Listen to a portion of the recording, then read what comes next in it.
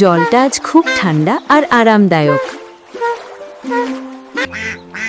মা মা দেখো আমি কেমন সাঁতার কাটছি।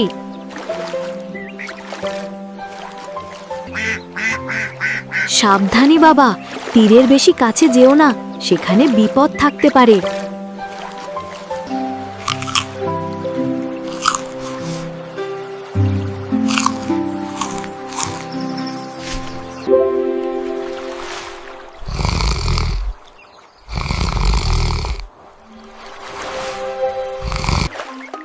সাবধানে বাবা, তীরের বেশি কাছে যেও না, সেখানে বিপদ থাকতে পারে।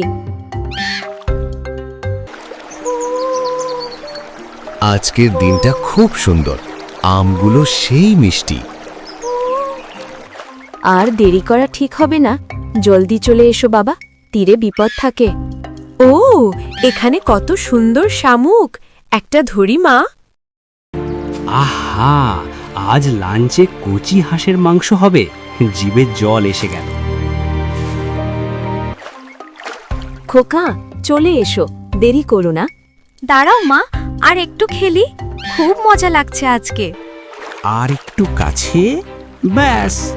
আর পালাবি কোথায় বাছা? হায় হায়, শিয়াল মামা তো এখনই বেচারা ছানাটাকে খেয়ে ফেলবে।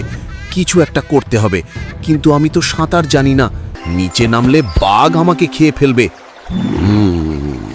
বাঘ মামা ঘুমোচ্ছে আর শিয়াল মামা শিকার ধরছে। পেয়েছি, ঢিলটি মারলে পাটকেলটি তো খেতেই হবে। এই আমটাই কাজ দেবে। আম বাঘ মামার মাথা বরাবর মারতে হবে। কে রে? কে আমার ঘুমে ব্যাঘাত ঘটালো?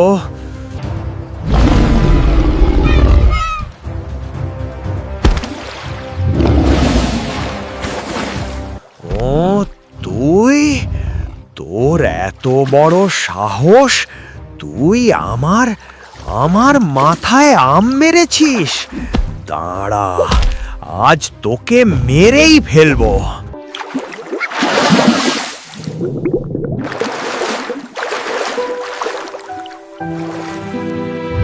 ওরে বাপরে, বাঘ মামা জেগে গেছে, পালাই পালাই। বদমাইশ শিয়াল, আমার সুন্দর ঘুম নষ্ট করলো। তোকে আর একদিন ধরবো, আজ আরেকটু ঘুমায় নি। শোনো খোকা, মা বাবার কথা না শুনলে কি বিপদ হয় দেখলে তো। আজ বানর ভাইয়ের সাহায্যের জন্য বেঁচে গেলাম। চলো বানর ভাইকে ধন্যবাদ দিয়ে আসি।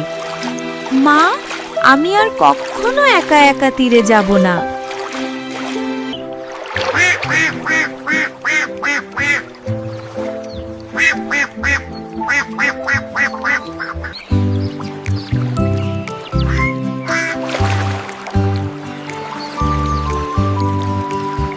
বন্ধুরা, কেমন লাগলো গল্পটা? নিশ্চয়ই ভালো। এরকম মজার মজার গল্প দেখতে এখনই সাবস্ক্রাইব করো। কেমন?